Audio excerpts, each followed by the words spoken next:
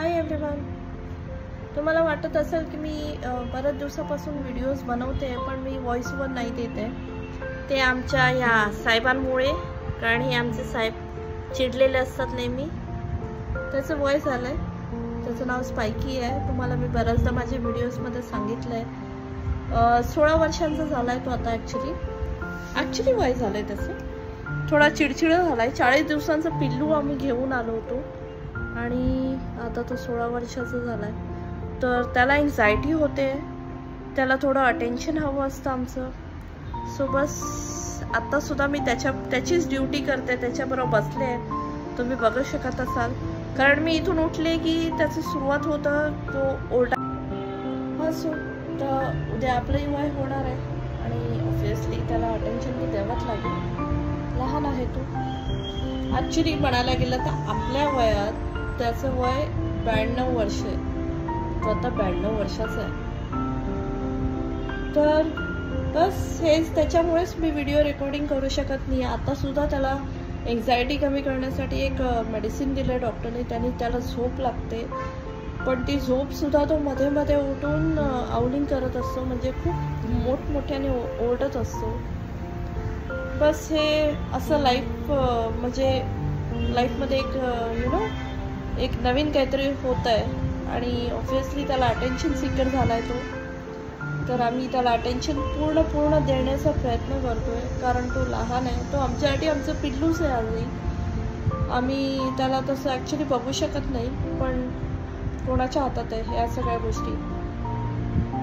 देवाने निर्माण केल्या, उद्या आपल्यालाही आपण। चला तर मग प्रयत्न करेन, व्हिडिओज तुमच्यापर्यंत पोचवेन, म्हणजे व्हिडिओज मी बनवेन, व्हॉइस ओव्हर पण करेन लवकरच। माझं स्पायकीबद्दल बोलणं हे बहुतेक बऱ्याच जणांना आवडणार नाही। तुम्हाला असं वाटेल की ही काय कुत्र्याबद्दल बोलते, पण तो माझा कुत्रा नाही आहे, तो माझा मुलगा आहे। त्याला मी फार लहानपणापासून असं मोठं केलं आहे। मला वाटतं हा बहुतेक व्हिडिओ त्यांना आवडेल जे पेट लवर आहेत, डॉग लवरही नाही, जे पेट लवर आहेत, ज्यांच्याकडे पेट आहे, जे अगदी मुलासारखं वाढवतात, त्यांना हा व्हिडिओ नक्कीच रिलेट करत। बाकी कोणाला मला नाही वाटत आवडेल, कारण बरेच लोक आहेत ज्यांना पेट्स खास आवडत नसतात। म्हणजे बाहेर रस्त्यावर प्रेम करणं वेगळं आणि स्वतःच्या घरात पालन पोषण करून मोठं केलेलं पेट वेगळं। म्हणजे त्यांची एक जी म्हणजे लाईफस्टाईल त्यांची जी असते डॉग्सना, इवन आताच्या जगात ॲक्च्युली हेल्दी आहे डॉग पाळणं, कारण आपण त्याला वॉकला घेऊन जातो, जे आपण स्वतःसाठी नाही करत, पण त्यांच्या हिशोबाने आपण फिरायला नेतो आणि त्याच्यात आपलाही स्वतःचा व्यायाम होतो। सो मला कुठेतरी त्या गोष्टी अशा पॉझिटिव्ह वाटतात की आजच्या जगात म्हणजे डॉग पाळणं हे खूप मोठी गोष्ट आहे आणि अर्थात ते प्रामाणिकही असतात। सो बहुतेक मला वाटतंय की या गोष्टींना म्हणजे हे वक्तव्य कोणाला आवडणार नाही, पण ट्रस्ट मी, तो माझा मुलगा आहे आणि मला त्याची ॲक्च्युली अवस्था बघवत नाही, पण आपल्या हातात काहीच नाही आहे। आपणही उद्या म्हातारे होणार आहोत। सो आय होप तुम्हाला माझ्या भावना कळत असतील।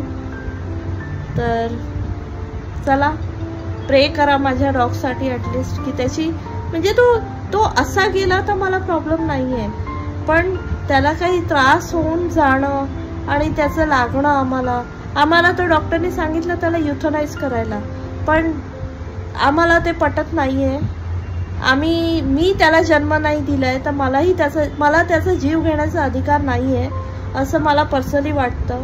सो मला जेवढं सांभाळता येईल तेवढं मी त्याला सांभाळेल आणि प्रयत्न माझे हेच राहतील की मी त्याला जेवढं त्याचं आयुष्य लिहिलंय देवानी तेवढं मी त्याला आनंदीपणे ठेवू, त्याला व्यवस्थित ठेवू, त्याचं खाणं पिणं सगळं व्यवस्थित करू। माझी ही खूप मनापासून इच्छा आहे की माझ्याकडून असं काही वाईट घडू देऊ नये। म्हणजे मला तरी असं वाटतंय देवानी ही मला माझ्या काय म्हणतात आयुष्यातही मला तसं विचारही नाही करवत आहे आणि करायचंही नाही आहे। सो देवाने त्याला जर घेऊन जायचं आहे तर असंच घेऊन जावं। I am ready for that. बाकी ईश्वराची इच्छा। चला।